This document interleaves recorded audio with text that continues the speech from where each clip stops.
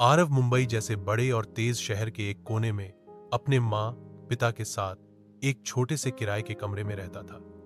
कमरा छोटा था लेकिन सपने बहुत बड़े।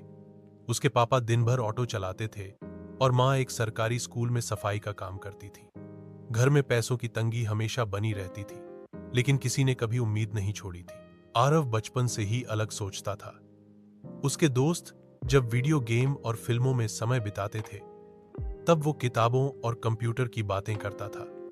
पर सच्चाई ये थी कि उसके पास न लैपटॉप था न इंटरनेट। फिर भी उसने अपने मन से कभी यह नहीं कहा कि मैं नहीं कर सकता। हर सुबह 4 बजे उठकर वह कॉलोनी में अखबार बांटता था, फिर स्कूल जाता जहां वो सबसे तेज और होशियार छात्र माना जाता था। स्कूल से लौटकर पास के बच्चों को ट्यूशन पढ़ाता और रात में एक छोटे से कैफे में वेटर की नौकरी करता। उसके लिए एक दिन में 24 घंटे कभी भी काफी नहीं लगते थे, फिर भी वो मुस्कुराता रहता। आरव को कंप्यूटर और टेक्नोलॉजी का बहुत शौक था, लेकिन उसके पास खुद का मोबाइल तक नहीं था। वह हर हफ्ते 3 बार पास के साइबर कैफे में जाता, 20 रुपए देकर आधा घंटा यूट्यूब पर कोडिंग के वीडियो देखता। वह वहीं बैठकर नोट्स बनाता और घर आकर पुराने रजिस्टर में सब कुछ दोहराता। धीरे धीरे उसने HTML, CSS और फिर जावास्क्रिप्ट सीख लिया। वो जब भी कुछ नया बनाता, साइबर कैफे के अंकल उसे देखकर हैरान हो जाते। वो कहते, बेटा, तेरे जैसे जिद्दी बच्चे ही आगे कुछ बड़ा करते हैं। एक दिन आरव ने खुद से एक स्टार्टअप की वेबसाइट बनाई। उसे उस कंपनी की जरूरत नहीं थी, लेकिन उसे लगा कि अगर वो उन्हें दिखाएगा तो शायद उसे कोई पहचान मिल जाए। उसने वेबसाइट का लिंक, अपना नाम और थोड़ी सी जानकारी एक ईमेल में भेज दी। 2 दिन बाद जवाब आया, हमें आपकी बनाई वेबसाइट बहुत पसंद आई। क्या आप हमारे लिए एक फ्रीलांस प्रोजेक्ट करना चाहेंगे? आरव की आंखों में आंसू थे।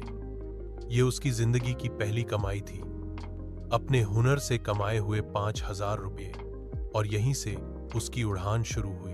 उसने और कोर्स किए और क्लाइंट्स मिलने लगे। एक दिन उसे एक अमेरिकी कंपनी से नौकरी का ऑफर आया, जिसे वह घर बैठे पूरा कर सकता था। उसके बाद उसने नया लैपटॉप खरीदा, घर का किराया माँ पापा के बिना कहे भर दिया, और सबसे पहले अपनी माँ को वो साड़ी लाकर दी जिसे वह बरसों से दुकान की खिड़की में देखती थी।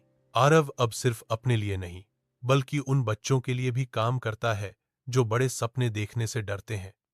वह हर रविवार को झुग्गी बस्तियों में जाकर बच्चों को फ्री में कंप्यूटर और कोडिंग सिखाता है। उसे पता है कि हर कोई अमीर घर में पैदा नहीं होता, लेकिन हर कोई मेहनती बन सकता है। अंत में एक संदेश, हर बड़ा सपना महंगे स्कूल या अच्छे शहर में नहीं जन्म लेता। कभी कभी एक संकरी गली में, एक चाय की दुकान के पीछे या किसी साइबर कैफे की टूटी कुर्सी पर भी एक ऐसा सपना पलता है जो एक दिन दुनिया बदल सकता है। अगर आपके पास भी एक सपना है तो उसे छोटा मत समझो। काम शुरू करो, सीखते रहो, गिरो पर रुको मत। एक दिन तुम्हारी मेहनत खुद तुम्हारा परिचय बन जाएगी।